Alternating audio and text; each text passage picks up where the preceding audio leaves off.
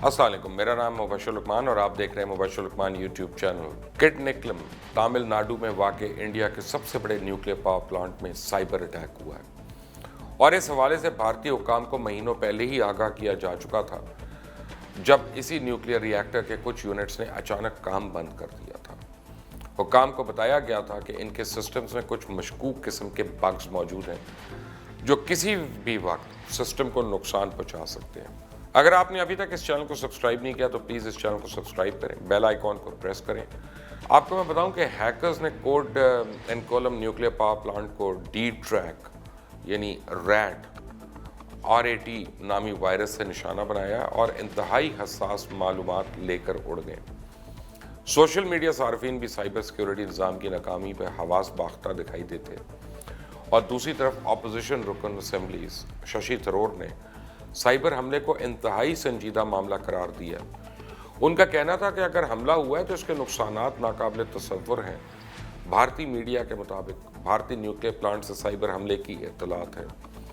Virus के हमले से भारतीय जौहरी तनसीबात के कंप्यूटर सिस्टम को नुकसान पहुंचा है और भारतीय हुकूमत ने इस हवाले से खबरों की तरदीद करने की कोशिश की है, लेकिन भारतीय मीडिया और हैकर सोसाइटी की जानिब से मुसलसल बताया जा रहा है कि कोटिकलम न्यूक्लियर पावर प्लांट पर साइबर अटैक हुआ है और ये भी बताया जा रहा है कि प्लांट के कंप्यूटर सिस्टम पर हैकर्स ने हमला किया जिससे सिस्टम मुतासर हुआ है। दूसरी जानिब पावर प्लांट इंतजामिया तफसीलात बताए बगैर इस बात पर बज़िद है कि कंट्रोल सिस्टम पे कोई साइबर अटैक नहीं हुआ।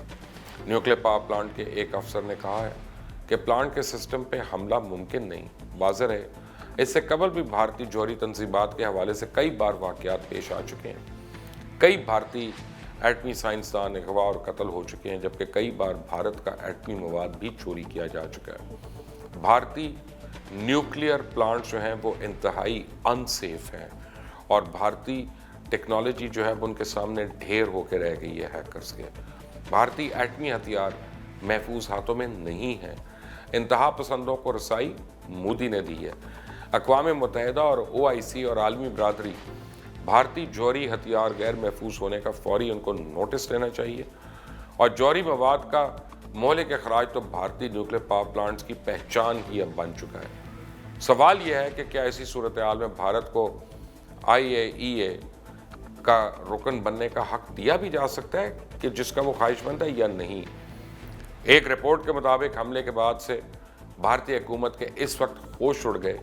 जब उन्होंने हमले का जायज़ा लेने के लिए जांच पड़ताल की तो पता चला कि भारत से बाहर बैठे हैकर्स किसी हद तक सारे सिस्टम को कंट्रोल कर रहे हैं और इसी न्यूक्लियर प्लांट के अहदेदारान से इस बात पे इनकार किया उन्होंने कि जब हमारा सिस्टम किसी नेटवर्क या इंटरनेट से मुंसलिक ही नहीं तो हैक कैसे हुआ।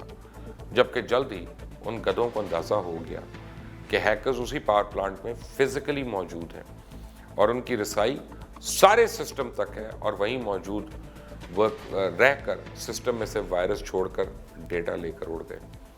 भारतीय हुकूमत ने इसे छुपाने की भी कोशिश की, लेकिन भारतीय नेशनल सिक्योरिटी एजेंसी के एक झैली इदारे में काम करने वाले एक साबका अफसर ने अब इस बात की तस्दीक कर दी है कि साइबर अटैक हुआ है और इंतहाई हसास अहदाफ को निशाना बनाया गया है, जो कि भारतीय साइबर डिफेंस की टोटल नाकामी का एक सबूत है।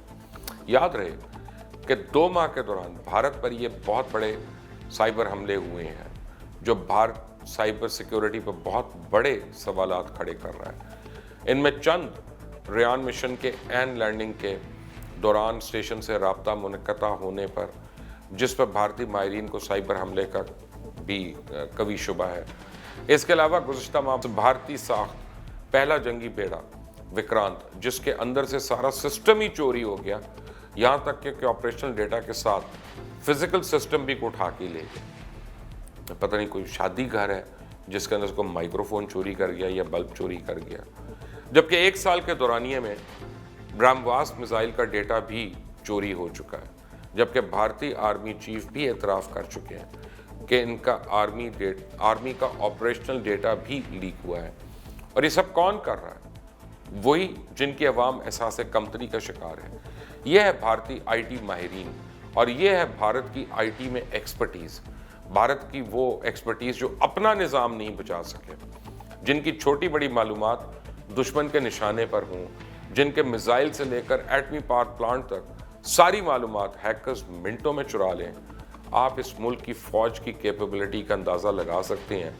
और जो मैं हमेशा आपको बताता हूँ, ये फ़ौज नहीं है, ये बस एक सेमी ट्रेंड मिलिशिया फोर्स है इंडिया के पास।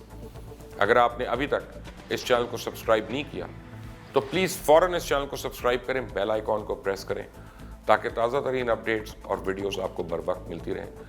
अगर आपको ये वीडियो पसंद आई है तो उसको लाइक करें, ज़्यादा से ज़्यादा शेयर करें और कमेंट्स में अपनी राय देना ना भूलिएगा।